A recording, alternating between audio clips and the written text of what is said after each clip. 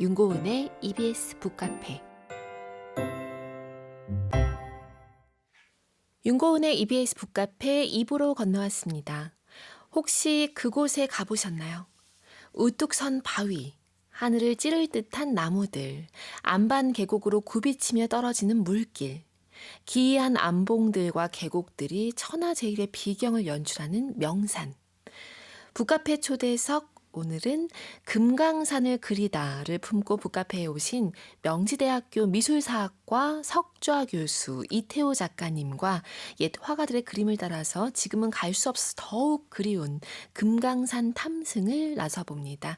작가님 나와 계십니다. 안녕하세요. 네, 안녕하세요. 네, 우리 카페이님들이 오늘 1부 오프닝부터 금강산 그러세요? 묘사하신 예. 그 책 속 문장으로 시작됐기 때문에 금강산 어떤 풍경이 있을까 하는 기대를 많이 갖고 계십니다. 북카페 오시는 길 어떠셨는지.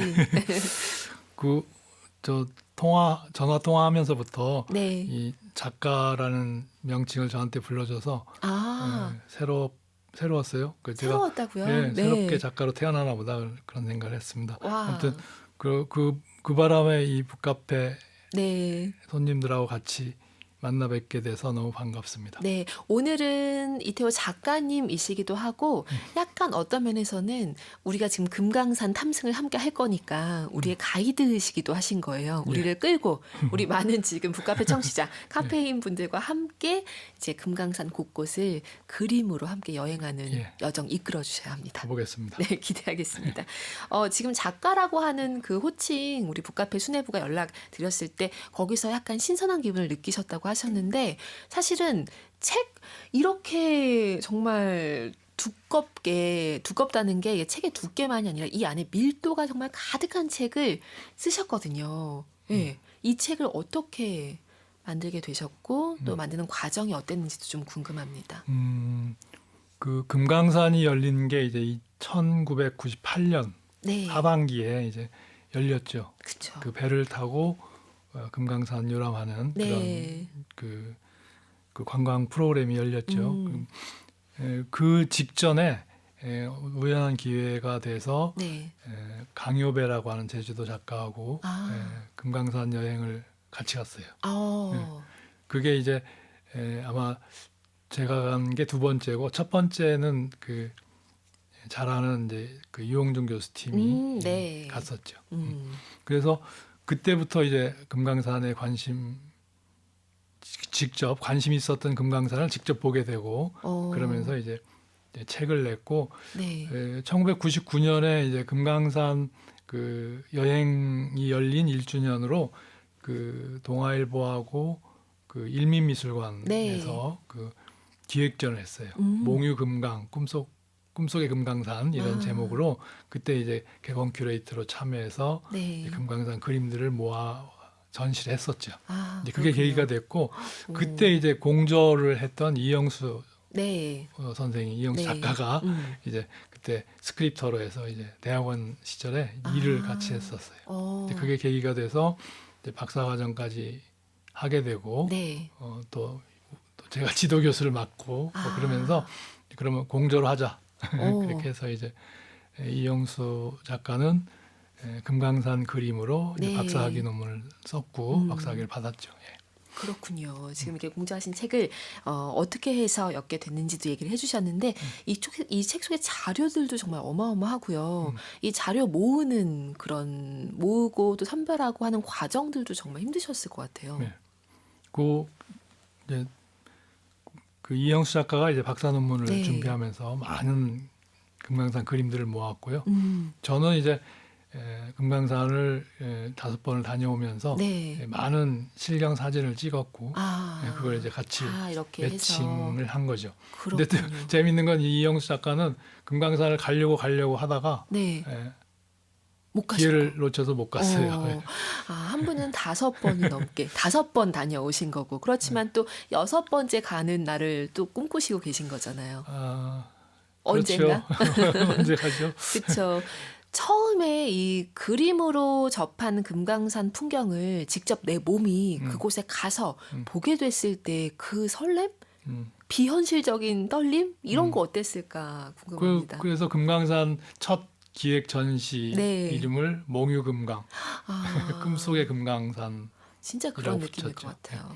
맞아요. 정말 정말 아름다운 명산이에요. 그 음, 산은 뭐 이렇게 높지 않고 네, 크지 않지만 그 아기자기함하고 네. 그 선 바위들의 그 늘어섬, 음, 계곡, 물, 어, 숲 이런 게 정말 조화를 이루고 네. 그 유명한 산악인들도 그 금강산을 정말 명산이라고 이렇게 큰 뭐 히말라야나 뭐 이런 음. 대규모 산 못지않은 그런 명산의 그 에너지를 갖고 있다 이렇게 얘기하더라고요. 그렇군요. 지금 많은 카페인님들이 준비하고 계십니다. 제가 사연을 좀 읽어드릴 테니까요. 인사 한번 해주시죠. 5592님이 작가님 환영합니다. 비가 내리고 있는데 미끄러지지 않게 조심조심 금강산 산행 잘 따라 올라가 보겠습니다 하셨어요. 지금 금강산 산행할 느낌을 이렇게 좀 네. 품고 계십니다. 네. 네. 저는 이제 겨울 금강산을 가다가 어, 그 눈얼음 밭에 네. 미끄러져 갖고 발목이 부러진 일이 있었네요. 좀 조심조심 정말 가야 되겠네요. 근데 너무 좋아서 마음이 앞설 것 같기도 하고 막 그렇습니다. 이은설님, 금강산 잘 따라가겠습니다.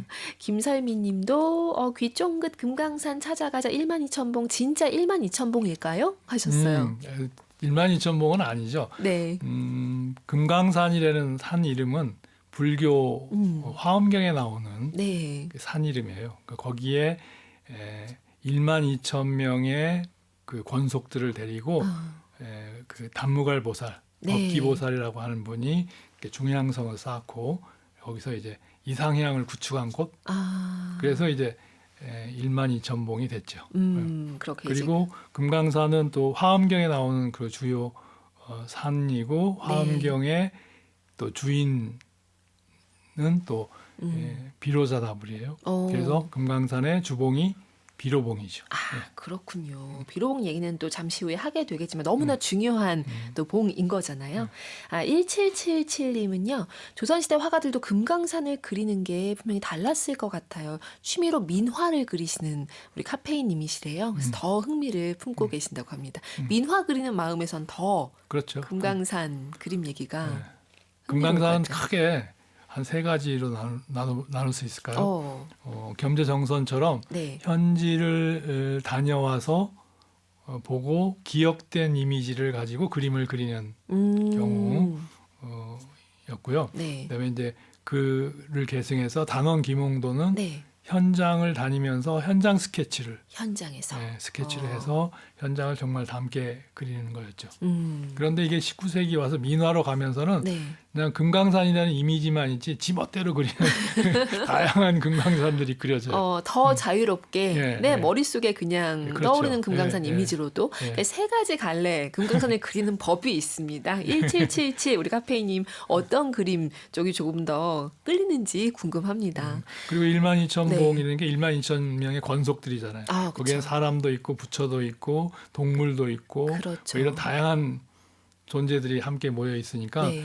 그 봉우리를 이렇게 사람 모습으로 그리기도 하고 그러니까요. 승려의 모습으로 그리기도 하고 네. 혹은 뭐 어떤 민화 작가는 뭐 남자 성기 형태로 이렇게 바위를 12,000개를 이렇게 그리기도 하고 우리 그 인간을 거기다 많이 투영해서 예, 예. 그린 거네요. 예, 예. 진짜 지금 얘기하신 것처럼 제가 지금 이 책의 188페이지 펼쳐보고 있는데 이제 작가는 미상이고 금강산도 시폭 병풍 부분 해가지고 이렇게 리움미술관에 있는 그 그림이 있는데 여기도 보면 진짜 다 이렇게 사람 같죠. 사람들이 이렇게 다 이렇게 군중처럼 모여 있는 손 모으고 있는 느낌도 들고 그런 느낌이 들어서 이게 약간 무섭게 느껴지기도 하고 신비하게 느껴지기도 하고 그렇습니다.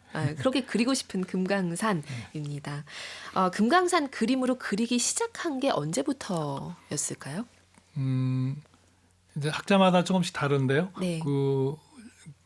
고구려 고운벽화에 금강산과 같은 산 그림이 나타나요. 네. 그리고 백제 시대에도 그 백제 부여 사찰에서 출토된 그 벽돌 산수문전이라고 기억하시는지 모르겠어요. 그 산수문전을 보면 토산하고 바위산하고 같이 어울려 있거든요. 네. 이게 금강산의 특징이에요.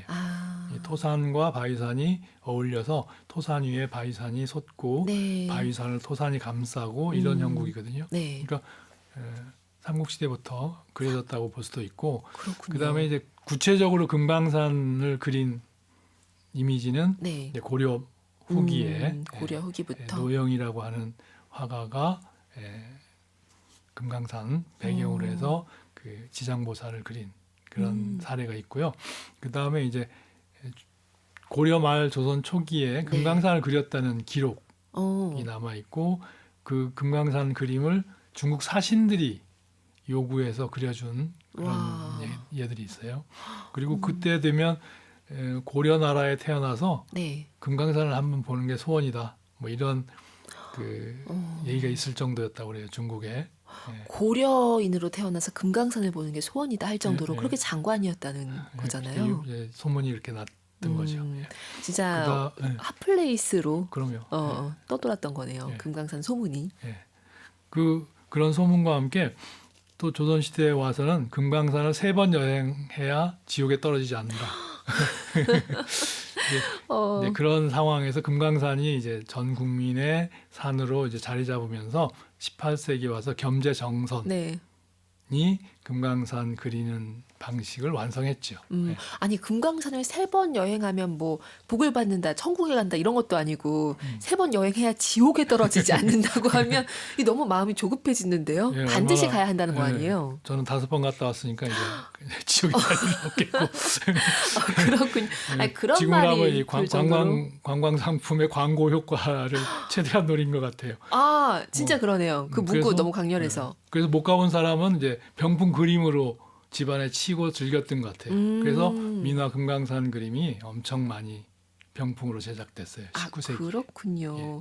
자, 오늘 우리 금강산 탐승 함께 하고 있습니다. 지금 이태호 작가님이 병풍 얘기하셨는데 병풍보다 조금 앞서서 이제 부채에도 그려지고 막 화첩 그려지고 그림으로 그쵸. 그려지고. 예. 그렇게 있어서 마치 이 책 보면 금강산을 직접 그린 그림들도 있지만 그리고 사진도 있고 하지만 금강산 굿즈랄까? 이제 금강산 굿즈들이 다양한 형태로 그때도 네. 있었구나라는 것을 느낄 수가 있습니다. 뭐 병풍을 굿즈라고 해야 될지 모르겠지만 병풍도 굿즈 그런 거죠. 굿즈죠. 좀 예, 규모가 예. 크긴 하지만 굿 아이디어네요.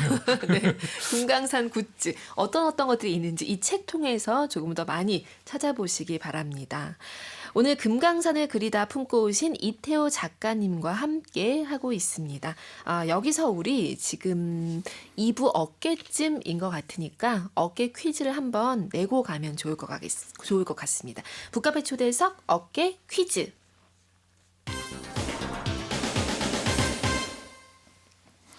그 금강산은 여러 가지 이름이 있거든요.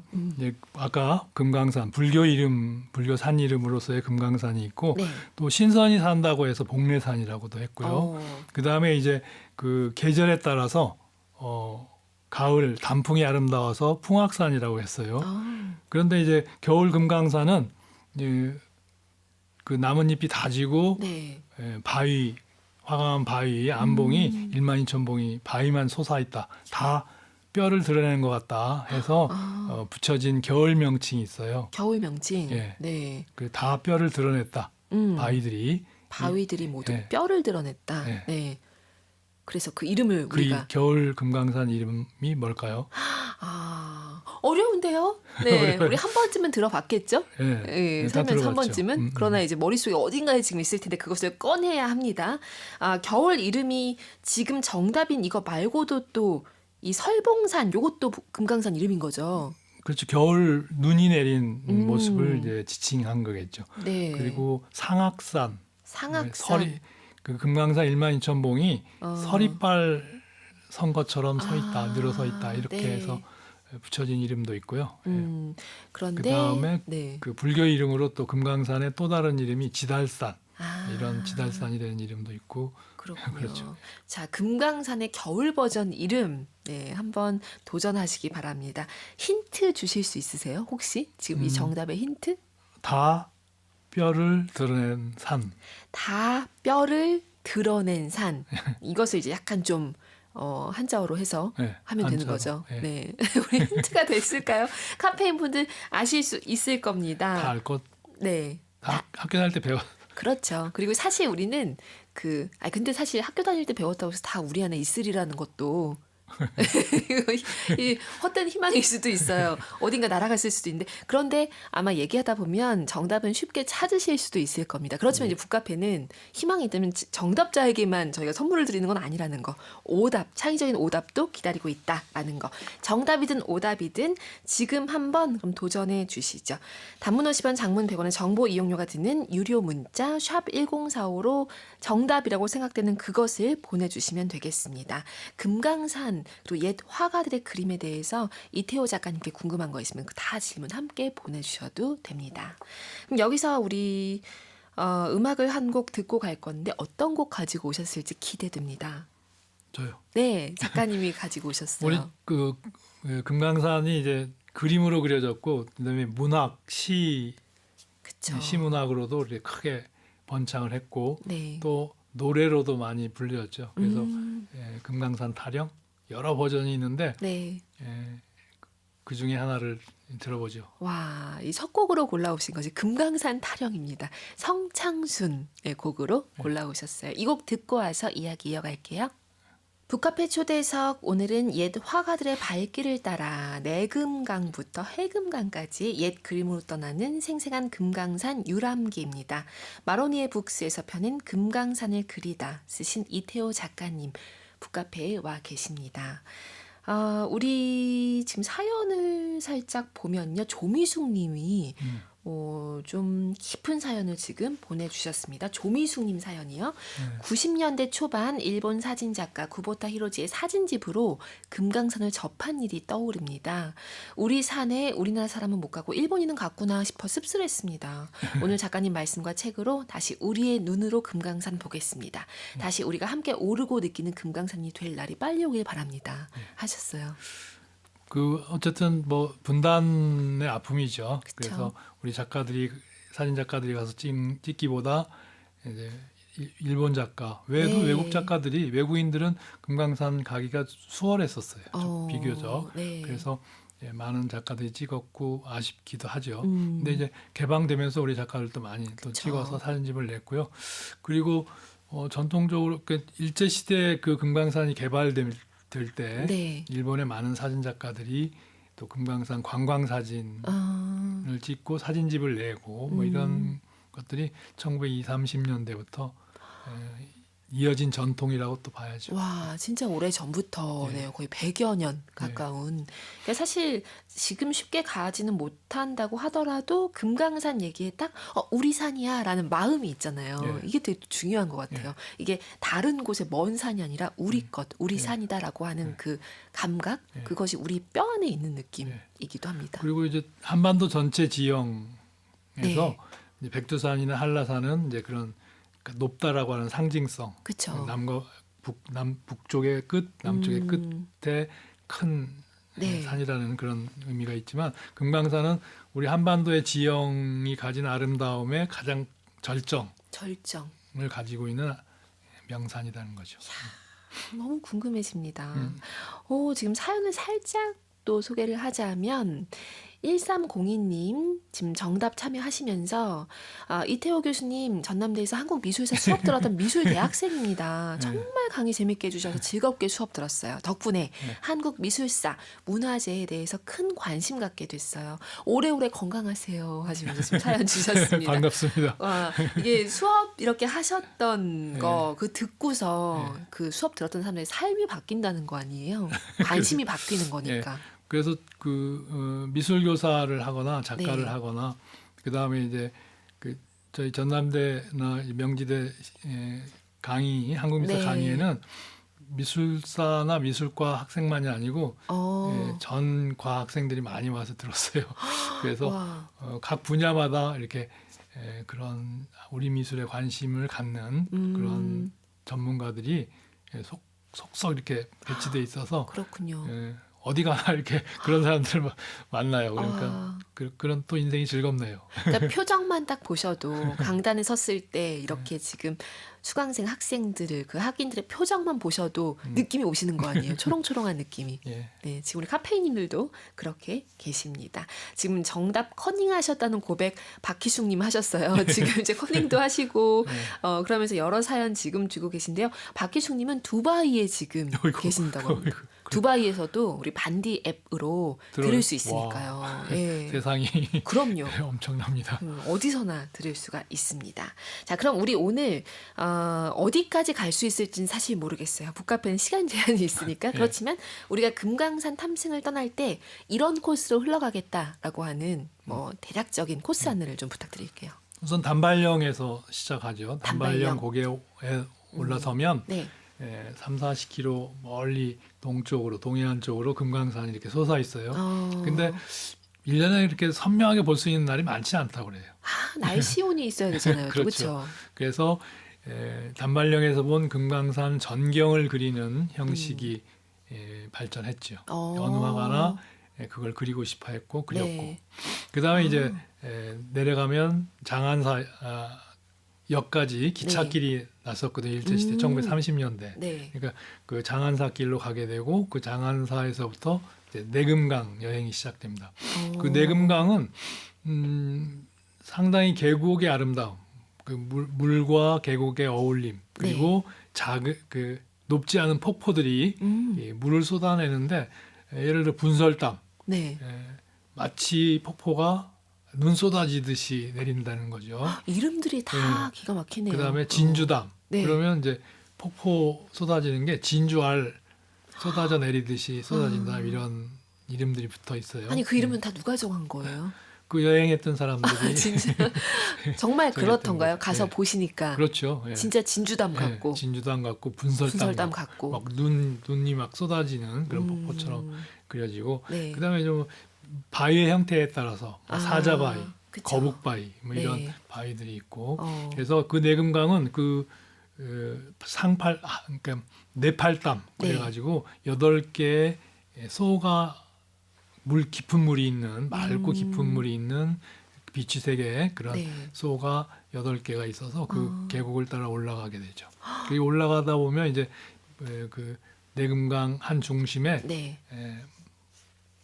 묘길상이라고 하는 네. 우리나라 부처 중에 제일 키가 크신 15m짜리 마애물이 15m.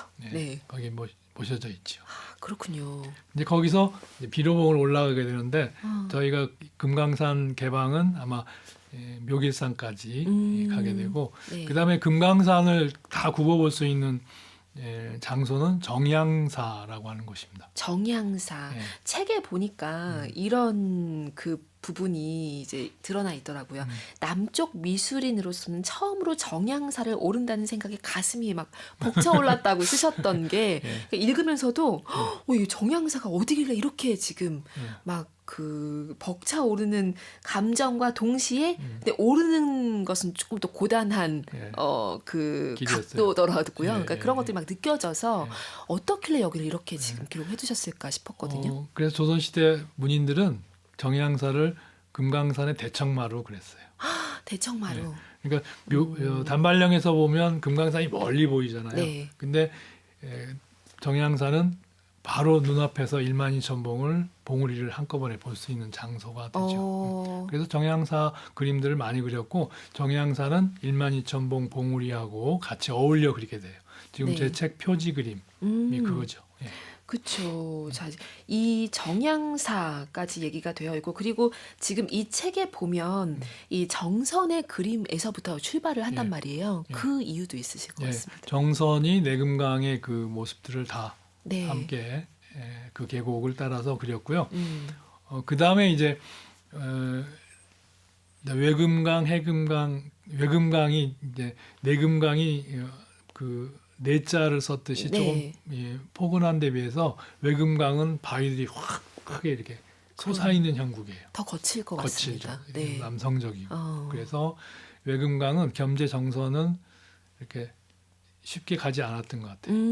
그게 이제 김홍도 시대, 네. 그러니까 18세기 후반쯤 와서 이제 금강산이 더 열리고 다니는 길이 확대가 되고 네. 하면서 김홍도에 와서 드디어 외금강의 그 바위새를 아, 그린 그림들을 그렸고 네. 마지막에 이제 외금강의 가장 마무리는 이제 구룡폭포, 아홉 용이 있는 네. 폭포죠. 그 폭포를 이제 장쾌하게 그리게 되죠. 예. 그렇군요. 저희 뭐 이렇게 다 얘기 듣다 보니까 한 바퀴 쭉 이렇게 네. 드론 띄워서 본 느낌이 듭니다. 네. 그런 느낌이 드는데 직접 가서 발 닿는 곳까지 갈 수 있는 그 마음 너무 좀 부럽기도 하고. 네. 그다음에 이제 금강산은 동해 바다를 끼고 있어요. 그래서 금강산이 그 작은 산인데도 네. 큰 위용을 갖는 거는 바닷가에 붙어서 바로 거기서 산이 솟아 있어요. 아. 그래서 해금강, 네. 금강산은 동해 바다를 끼고 해금강의 아름다움이 함께하죠. 그래서 금강산은 이 해금강의 뭐 삼일포, 그다음에 총석정 네. 이런 그 장소와 함께 관동 팔경으로 또 불리우죠. 네. 강원도까지 이렇게 쭉 내려와서 그래서 금강산은 관동 팔경하고 같이 연계가 돼서 화첩으로 그려질 때는 금강산, 관동 팔경이 한 화첩으로 꾸며지게 돼요. 그렇군요. 지금 해금강에 얘기하시면서 총석정 언급하셨는데 책에서도 이제 그 5번 여행하시고 돌아와서 그 다음에 금강산에 대해서 얘기를 할 기회가 있었을 때 총석정을 또 콕 집어서 그리시고 얘기를 하셨더라고요. 거기를 딱 정한 그 마음은 어떤 거였을까요? 그 총석정은 그 주상절리라고 그래서 네. 그 오각형, 육각형의 바위 기둥들이 네. 그 동해안을 끼고 딱 절벽처럼 아, 서 있는 모습이에요. 네. 사진으로 보면 너무 정말 장쾌하고 아름답죠. 근데 그 총석정은 못 갔어요. 내가 가지 못한 예, 그곳이기에. 그 북쪽의 안내원들이 네. 그 앞까지 그 총석정 앞까지 내가 꼭 보고 싶다 그랬더니 데려다 줬는데 네. 보니까 이제 그 초소가 있고 그 안에 해군 본부라고 하더라고요. 그러니까 군사 지역에서 이제 못 보게 된 거죠. 예. 그래서 총석정을 또 그림으로도 다시 예. 그리워하신 거군요. 자, 박성환 님은요. 30여 년 전에 황토문화유산 답사기 하면서 이태호 작가님 모시고 조선 후기 회화의 사실정신 책에 사인도 받았었는데요. 그러시네요. 오랜만에 다시 뵙게 되니까 추억도 떠오르고 너무 좋네요. 반갑습니다. 정말 라고 박사님. 하셨습니다. 책 따라 또 이렇게 말씀 따라서 함께 여행하신 분들 정말 네. 많으신 것 같습니다. 이지영님, 저는 금강산 가봤어요. 잠시 금강산 여행이 가능하던 시기에 가봤는데 외국인 친구에게 북한에 있는 금강산을 가봤다고 했더니 깜짝 놀라면서 북한은 왜 간 거냐고 묻더라고요. 뭔가 씁쓸한 기분이었네요. 그때 금강산 계곡 보면서 왜 선녀들이 내려와서 목욕하는지 이해가 갔네요. 굳이 내려와서 목욕하고 갈만해요. 거기까지 가서 냉면 안 먹은 게 지금까지도 한입니다 하셨습니다. 그러니까 못한 것들을 네. 많이 이렇게 떠올리게 되나 봐요. 금강산은 그 냉면은 아닌 것 같고요. 그래요? 네. 우리가 다른 흔히 것인가요? 평양냉면, 함흥냉면 하듯이 네. 금강산 냉면은 없는 아, 특화된 음식은 아닌 것 뭐 같고. 그렇게 유명한 것은 아니다. 금강산 냉면은. 네, 알겠습니다. 그 이제 그렇게 아름다운 산인데 금강산은 사찰 외에는 사람이 살지 않는 공간이에요. 그러니까 선녀들이 내려와서 목욕하는 예. 거죠. 왜 그랬냐면 그 우리 잘 아는 전설이 있잖아요, 그죠? 선녀와 나무꾼. 그래서 선녀들이 두레박 타고 내려와서 이제 네. 금강산 소에서 상팔담이라고 하는 네. 소에서 이제 목욕하고 올라가는데 두레박 타고 올라가는데 네. 그 중에 한 선녀 옷을 훔쳐가지고 그 나무꾼이 살았다는 거죠. 그쵸. 근데 선녀가 나중에 애들 다 키워서 성장한 뒤에 옷을 찾아갖고 그거 입고 아기들까지 다 데리고 올라갔다는 거 아니에요. 맞아요. 그러니까 나무꾼이 살 터전이 없고 살 이유가 없고 그러다 보니까 사람들이 안 산 것 같아요. 그럼 비극적인 상황이 있어서. 근데 이 책을 통해서 제가 알게 됐는데 이 얘기가 이제 북한 판 설화에는 결말이 약간 다르더라고요. 예. 그 얘기 궁금하시죠? 카페인님들 책에도 있지만 우리 한 곡 듣고 와서 그 얘기도 나눠보도록 하겠습니다. 제가 알고 있던 버전도 지금 얘기해 주신 그거였는데 이 책에 보니까 북한판 설화는 결말이 약간 달라요. 그 얘기 잠시 후에 나누겠습니다. 아니에요. 책에 있었습니다. 어떤 곡 가지고 오셨어요? 네, 두 번째 가지고 오신 곡. 엄정행의 그리운 금강산. 예. 네, 이 곡 골라오신 거죠. 사실 아까 금강산 타령하고는 또 다른 그런 버전인데요. 네. 예, 하여튼 우리 가곡이 음. 조금 우리 판소리나 우리 전통 우리 목소리 우리 대화하는 말 언어하고 구조하고 좀 다르긴 네. 해도 좀 그 독특한 매력을 또 가지고 있는 것 같아요. 그죠? 그래서 그쵸. 요즘에 그게 또 사라진다고 그래요. 아, 우리 문화에서. 네. 그래서 선곡해봤습니다. 다 사라지는 그 아쉬움을 또 담아서 가지고 오신 엄정행의 그리운 금강산 듣고 가겠습니다. 그리운 금강산 듣고 왔습니다. 오늘 옛 그림으로 떠나는 금강산 탐승, 금강산을 그리다 품고 오신 이태호 작가님과 함께 합니다. 오늘 우리 퀴즈도 드렸는데 재미난 오답이 오고 있나요? 지금 정답이 많이 오고 있습니다. 금강산의 겨울 이름 질문 드렸는데 잠시 후에 정답도 공개하도록 하겠습니다. 지금 살짝 얘기하셨는데 그 북한 버전은 그거였어요. 이 책에서 제가 본 거는 그 선녀가 아이들 데리고 올라갔는데 다시 그 내려왔다. 남편과 인간 세계가 그리워서 다시 아이들과 함께 내려와서 살게 됐다. 이게 이제 북한판 설화의 그 결말이길래 네. 너무 재밌어서 와 믿고 싶은 쪽으로 믿으면 되겠다. 내려와서 이제 금강산에 산 게 아니고 네, 이제 금강산 밖에 밖에서 인간 세상에 산 것이죠. 금강산은 여전히 신선의 구역이군요. 그래서 그렇게 금강산의 보존이 잘 네. 됐던 거 아닌가 싶어요. 하긴 인간의 접근이 쉽고 인간이 거기서 자리를 트고 뭔가를 한다면 보존이 그렇게 되기가 쉽지 않았겠죠. 그랬을 겁니다. 예. 맞습니다. 자, 제가 지금 얘기하면서 다시 또 이 책을 봤는데 이 그림 좀 너무 재밌더라고요. 지금 정선이 주로 이제 내금 쪽을 많이 했는데 금강 내산 총도라고 하는 그림. 예. 이 그림은 보면 뭐 봉우리 사찰 계곡마다 다 정선이 이름을 이렇게 적어뒀더라고요. 예. 그 겸재 정선의 금강산 그림은 초기에는 약간의 지도적인 의미가 있었어요. 네. 그래서 어떤 비료봉, 가섭봉, 무슨 혈망봉, 월출봉, 일출봉 뭐 이런 장군봉 이런 봉우리 이름들을 이렇게 써서 지도처럼 그렸고 그게 이제 후반부에 와서는 금강산을 다니면서 봤던 발길 닿는 대로 봤던 산의 이미지와 함께 그 금강산의 산 사이를 부는 바람이나 물소리 이런 걸 이미지화했어요.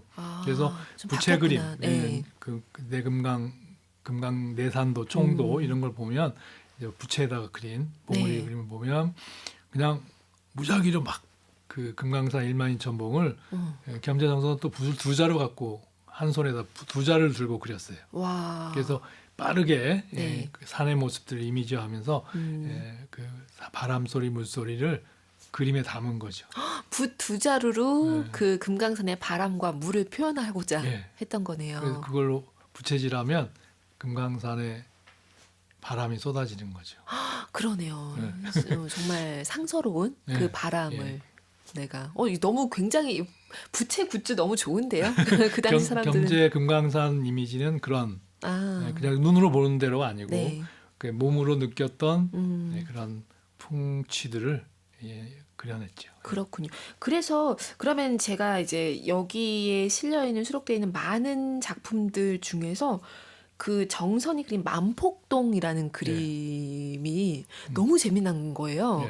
아니 이거 좀 민화가 아니라 이게 만화처럼 느껴질 정도로 이 표현이 너무 재밌는데 이 만폭동 같은 경우는 그러면은 그 얘기하신 지도 같은 이미지에서 조금 더 인상적인 이미지로 넘어온 다음에 예를 들어 건가요? 사자봉이면 사자처럼 그리고 그 다음에 법기보살 법기봉이면 법기보살처럼 이렇게 그리고 하면서 그걸 이제 조합하는 거죠. 이제 그게 금강산 그림의 또 다른 금강산 읽기 그림 뭐 이런 형태가 되는 거죠. 그렇군요. 아까 전에 이제 정선과 또 단원 김홍도 김홍도. 느낌이 좀 다르다고 하셨는데 그렇다면 이제 김홍도 그림에서는 이제 음. 그 현장에서 스케치하셨다고 하셨잖아요. 네. 저희가 좀 어떤 것들을 딱 보면 음. 아, 이 느낌이구나. 정선과 이게 좀 다르구나. 음. 좀 알 수 있을까요? 워낙 그 그림이 많지만. 김홍도 그림은 그러니까 겸재정선 그림은 그래서 그 실경 그림하고 그림하고 네. 그러니까 실경하고 그림하고를 비교하면 닮지를 않았어요. 아, 근데 김홍도는 현장 스케치를 또 정확하게 했고 화원 출신이잖아요. 그쵸. 그러니까 훈련된 화가의 솜씨죠. 아. 그래서 정선의 그 문인화가적인 그런 네. 요소가 아니고 정말 직업화가적인 그런 방식으로 음, 정조의 어진 임금의 네. 초상을 그리는 화가로 어. 발탁됐을 정도로 대상 사물을 정확하게 그리는 능력을 갖고 있었죠. 그래서 김홍도 그림은 사진하고 비교하면 비슷해요. 오, 그래서 저는 농담으로 반농담으로 네. 김홍도는 카메라 갖고 다니면서 찍었나 이런 생각도 들 아. 정도예요. 와, 이 정선의 그림과 이 단원 김홍도의 그림을 비교하면 진짜 그게 더 잘 보이겠네요. 차이가. 확 드러나죠. 한 사람은 분명히 카메라를 들고 다니면서 찍었던 것이다. 네. 라고 하는 느낌이 들 정도로. 그렇다면 이 김홍도의 이런 접근 방식이 그 이후 계속 금강산은 그려졌을 거 아니에요. 네. 영향을 많이 끼쳤을 것 같습니다. 겸재정선보다 김홍도의 영향이 더 컸죠. 그쵸? 예, 예. 오. 그래서 김홍도가 그린 정조 때 정조의 어명을 받아서 네. 금강사군첩을 이렇게 제작했다. 금강산과 그 주변의 아름다운 네. 실경들을 그려왔다. 거기에는 설악산도 오대산도 포함되어 있고 어. 관동팔경도 있고요. 근데 그 이미지가 후배들에게 영향을 크게 미쳐서 네. 그 후배 화원 화가들은 모두 김홍도처럼 다 카메라 갖고 예. 다니면서. 금강산을 그렸어요. 아, 그렇게 그렸다는 거죠. 이 책 보면서 좀 재밌었던 포인트 중에 하나가 워낙 자료도 풍부하고 또 이 풀어내는 그 말이 너무 재밌어가지고 특정한 장소를 그린 여러 다른 같은 옷 다른 느낌 이것처럼 같은 장소에 다른 느낌으로 표현한 그 화가들의 작품을 비교해서 보는 맛이 있더라고요. 이게 재밌던데요. 네. 그래서 금강산이 우리의 이제 그 명산이고 우리 지형, 우리 네. 산하의 아름다운 절정이고 한 증거이기도 해요. 음. 많은 화가들이 그리면서 각기 다 다른 금강산을 그리고 있거든요. 그 조선시대뿐만이 아니고 네. 그게 이제 근현대로 와서 더더욱 더 많은 화가들이 또 색다른 금강산을 또 그리고 또 그리고 그 같은 장소를 다양한 형태로 그려내고 해서 어쨌든 앞으로도 우리가 지금 당장은 개방됐다 폐쇄돼서 더 아쉽지만 네. 앞으로 우리 한국의 뭐 요즘 흔히 얘기하는 K 아트가 아. 한국의 미술이 이 세계화 된다고 했을 때 그 중심이 분명히 금강산일 수 있겠다. 중심일 수 있겠다. 아까 얘기하셨던 한반도에서의 금강산의 위치처럼. 위치처럼, 너무 중요한 얘기를 해주셨습니다. 이 얘기 책 속에서 릴리안 메이 밀러의 마하연이라는 그 그림도 봤는데 이런 그림은 정말 낯설었어요. 예, 어디서도 볼 수 없었던. 예. 네. 베버라든지 그 밀러라든지 네. 외국인 화가들도 그러니까요. 금강산을 와서 많이 그렸어요. 그러니까 상당히. 느낌이 되게 달라요. 또 그래서 다르죠. 그런지. 예. 네. 그 서양인의 눈으로 본 금강산이 우리 화가들이 그린 금강산하고 또 다른 모습을 갖고 있어요. 오. 그리고 또 베버 신부 같은 분은 네. 상당히 그 훈련된 묘사력을 갖고 있어서 금강산을 사진 찍듯이 이렇게 네. 사생해서 잘 그렸고 밀러 같은 경우는 또 아마추어적인 그런 변형 감각 네. 이런 게 또 재밌어요. 그렇군요. 자, 지금 정답 많이 오고 있습니다. 정답을 이쯤에서 공개를 좀 해볼까요? 금강산의 겨울 이름, 아까 뭐 설봉산 요거 이제 빼고 다른 한 이름 무엇이냐라고 퀴즈를 이렇게 내주셨는데 정답을 발표를 먼저 하도록 하겠습니다. 정답이 무엇인가요? 개골산입니다. 개골산. 많은 분들이 맞춰졌네요. 네, 이 맞아요. 개자는 다 개자죠. 다. 모두 다. 네. 골은 뼈. 아, 그래서 개골산이라고 불렀습니다. 뼈가 모두 드러난 산이다. 겨울에 어. 그러니까 나무가 다 지고 단풍이 다 지고 네. 뼈만 드러낸 산 뭐 이런 네, 맞습니다. 그래서 의미죠. 예. 개골산입니다. 만약에 작가님이 딱 한 번 더 금강산에 6번째 이제 갈 수가 있다. 근데 어떤 계절에 갈 수 있다라고 예. 하면 어떤 계절을 선택하실지도 갑자기 궁금해요. 이렇게 이름이 많을 정도로 풍경이 다른데. 예, 제가 이 5번은 봄, 여름, 겨울은 갔는데 가을은 일부러 안 갔어요. 풍악산을 못 보셨군요. 예, 네. 안 봤어요. 안 봤어요? 네. 너무 그 단풍의 아름다움에 취하면 못 돌아올까 봐. 네, 금강산에 아, 진짜요? 그래서 아예 접근을 안 하신 그래서 거군요. 가을은 아직 안 갔어요. 그런데 이제 또 나이도 들고 이렇게 네. 못 가게 되니까 또 정말 아쉽네요. 그렇다면 그러면은 만약에 한 번 더 원하는 계절에 갈 수 있다. 가을에 가야죠. 풍악산을 네, 보러 풍악산을 가신다는 보러 거죠. 와, 저는 오늘 정답이기도 하지만 개골산이 좀 궁금하긴 합니다. 왜냐면 전 겨울산을 좋아하거든요. 왜냐면 진짜 다 드러나잖아요. 예. 그러니까 잎이 많이 무성할 때는 저 잎 뒤에 네.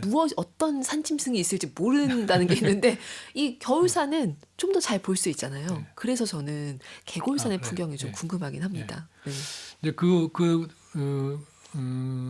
그게 금강산을 이어서 사실은 금강산 아래로 네. 설악산이 그쵸. 또 아름다운 산이에요, 사실은. 맞아요. 그리고 이어지는. 금강산보다 설악산이 더 규모가 커요. 그래서 사실은 금강산 못지않게 조선시대 화가들도 설악산을 네. 그렸고 또 설악산은 또 우리 남쪽이 가지고 있는 산이어서 많은 화가들이 좀 그렸으면 좋겠어요. 지금 쉽게 갈 수 있는 곳이니까요. 설악산 네. 가셔서 그림을 많이 그렸으면 좋겠다 하셨습니다. 이 내금강 얘기를 살짝 하다가 이제 외금강으로 넘어와 보면 아까 전에 그 선녀와 나무꾼 얘기하셨던 그 배경된 곳이 이제 상팔담이라는 네. 곳이잖아요. 네. 여기도 좀 가고 싶고 네. 또 책 속에 보니까 고백에 아무리 미끄러지고 막 거꾸로도 이렇게 미끄러지고 폭포타기 놀이를 해도 안 다친다는 그런 곳 상발연, 하발연 이런 것도 있더라고요. 이런 곳들은 그 책에 쓰신 기록, 활용하신 기록과 사진과 또 문장들만 따라가도 이 바위가 진짜 매끄러운가 보다가 너무나 네. 만져질 듯이 느껴져서 정말 매끄러워요. 그 궁금한 거. 물이 가진 네. 그 속성이죠. 그래서 그 내금강에 그 장안사의 비홍교라고 하는 이렇게 네. 무지개 다리로 네. 금강산을 들어가는 그 다리가 있었는데 그 홍수로 무너져 가지고 그게 이제 돌다리, 수평다리로 됐다가 지금은 콘크리트 다리로 이렇게 네. 변화돼 있는데요. 그만큼 이제 물이 많이 쏟아지고 하면서 그 또 그 물이 많은 그쵸. 새로운 형태의 바위와 아까 민질민질한 그런 느낌의 질감들을 만드는 것 같아요. 지금 얘기하신 거 이렇게 뭔가 물과 이 바위와 이런 것들이 그러니까 약간 조금 더 과장하자면 인간 세계의 것 같지가 않은 거잖아요. 그렇죠. 이 과장이 아니라고 생각하시겠죠? 네. 과장이 진짜 그렇습니다. 자연이 만든 거죠. 네, 그렇죠. 또 하나는 이제 금강산은 순간순간 이렇게 바뀌어요.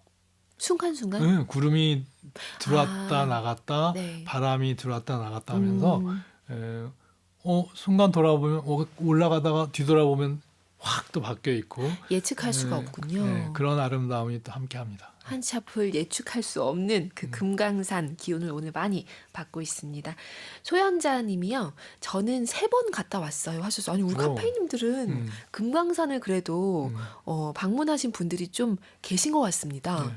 개골산에 2번 가셨고 풍악산에 1번 가셨고 네. 눈 쌓인 개골산 바라보며 했던 온천욕이 끝내셨는데 하셨어요. 온천까지.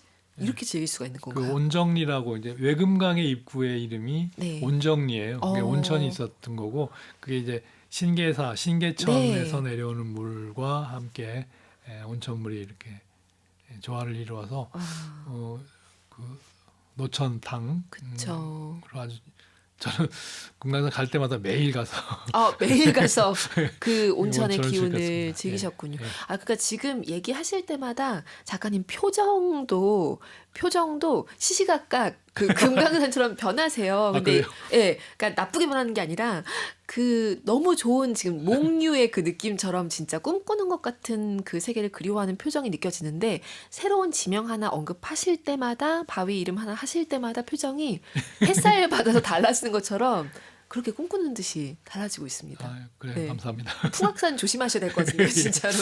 지금 소연자님은 다녀오셨지만요. 아, 오늘 이렇게 금강산 얘기 지금 하느라 시간이 어떻게 가는지 모르겠습니다. 일단은 저희 마로니에 북스에서 펴낸 이태호 작가님의 책 금강산을 그리다 받으실 분 저희 이름을 불러드릴게요. 1302님 그리고 이은설님 소연자님 세 분께 드릴 예정입니다. 저희가 이 책을 선물할 때 작가님 사인과 동시에 북카페에서 오늘만 탄생하는 그림을 여기다 살짝 이제 그리거든요. 네. 예, 작가님이 그리실 건데요. 네. 어떤 그림 혹시 그려주실 수 있을지. 네, 금강산에 무엇이어도 좋습니다. 네. 지금 뭐 온천, 뭐 바람, 구름, 뭐 어떤 거라도. 바위 봉우리 하나씩 그려드릴게요. 바위 봉우리 하나씩. 네, 좋습니다. 그 저희 세 권이면 세 권 다 다른 봉우리로 그려주시는 거죠? 하나뿐인 아니, 봉우리로. 글쎄 비슷한. 비슷한데 약간씩 각도 다른 다르게. 네, 그런 그 느낌으로. 1302님은 이름을 올려주시면 이름. 네, 이름을 다 이렇게 또 기록을 해주시고 싶으신 거죠. 아니 뭐 그 마음이. 예, 기왕 네. 1302라고 쓰기보다는 네네. 1302님 실명 성함 보내주셔도 되겠습니다. 작가님표 바위 그림이 담긴 금강산을 그리다 선물로 드립니다. 작가님 책에서 정말 지금 이 분단 현실 때문에 또 지금은 또 금강산에 뭐 이전처럼 자유롭게 갈 수 없기 때문에 마음으로만 지금 꿈꾸고 그리워해야 하는 또 자료로만 봐야 하는 그 아쉬움이 묻어나고 있습니다. 다음 행보가 어떻게 될지도 좀 궁금합니다. 혹시 이런 것들을 이번에 이제 그 겸재 정선 네. 네, 금강산 그림이 금강산 실경하고 안 닮았다는 말씀드렸잖아요. 네, 네. 이 책을 이제 편집하는 과정에서 그 출판사 대표가 실경하고 그림하고 안 닮았는데 둘을 나란히 놓으니까 어색하다 이거야. 어색하다고?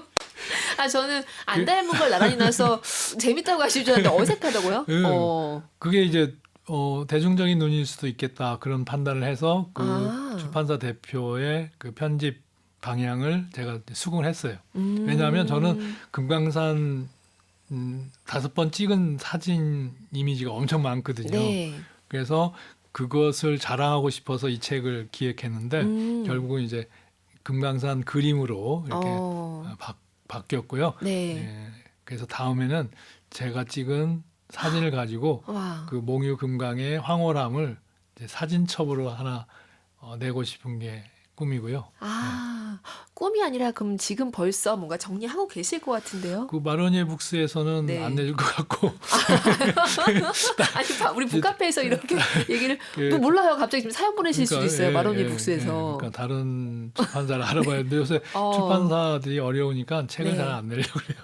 근데 지금 너무나 탐나는 네. 상황인데요. 그러긴 5번 여행하시면서 물론 진짜로 김홍도가 카메라 들고 가진 않았겠지만 작가님은 카메라 잘 네. 챙겨 가셨던 거잖아요. 네. 그리고 거기서 찍어오신 그 사진들을 잘 갖고 계신 거고 예. 순간순간 시시각각 달라지는 그 금강산의 어떤 풍광 그 느낌을 5차례에 걸쳐서 담아내신 그 사진첩이 어떤 분위기일지 저는 너무 궁금합니다. 네. 황홀할 것 같아. 그러니까 아마 그거 선별하시면서도 그 세계를 네. 다시 그리워하시지 않을까. 그 제가 금강산을 간 거하고 같이 그 고구려 고운벽화 조사를 또 했었어요. 네. 여기 문화재 연구소하고 음. 같이 했었는데 그때 이제 제가 처음으로 디지털 카메라를 써서 고구려 네. 고운벽화를 찍은 게 있어서 책을 또 냈어요. 그 아. 고구려의 황홀 그래갖고 책을 냈는데 네. 이제 금강산의 황홀도 책을 내고 싶은데 이제 잘 모르겠습니다. 제목? 잘 될지. 잘 될 것 같습니다. 제목도 너무 좋습니다. 금강산의 황홀. 저희는 기다리고 있을게요. 네, 다음에 그 책을 가지고 또 네. 북카페에 오셔서 마치 어떤 면에서는 작가님이 약간 부채 역할을 하시는 것 같아요. 그래요. 금강산이 그려진 네. 이 단오날 많이 선물했다는 이 단오선 부채처럼 얘기 말씀하실 때마다 우리에게 그 금강산의 기운이 시원하고 상스러운 기운이 이렇게 스며들게 해주시니까 부채의 역할을 하시는 네, 작가님 것 감사합니다. 같습니다. 네. 오늘 끝곡으로는 정미조의 귀로 준비했습니다. 금강산 탐승 저희 살짝 엿봤을 뿐이지만 이 기운 가지고 오늘 잘 보내셨으면 하는 마음으로 선곡했고요. 작가님은 이제 보내드리도록 하겠습니다. 네, 감사합니다 오늘. 네, 오늘 너무 즐거웠습니다. 예. 네, 또 뵙겠습니다. 카페인 분들 오늘도 고운 하루 만드세요.